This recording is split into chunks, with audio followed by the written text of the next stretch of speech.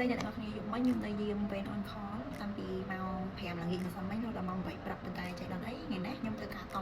ហើយមួយទៀតមិញហ្នឹងម៉ោង7កន្លះហ្នឹងមានខេសដែលត្រូវវះបន្ទាន់អញ្ចឹងរៀប stock នេះហើយយើងយកបន្តិចប្រើហើយខ្ញុំក៏ប្រើអស់អញ្ចឹងថ្ងៃហ្នឹងខ្ញុំមករៀបអីវ៉ាន់ដែលខ្ញុំប្រើមកហ្នឹងទៅមើលជាមួយខ្ញុំ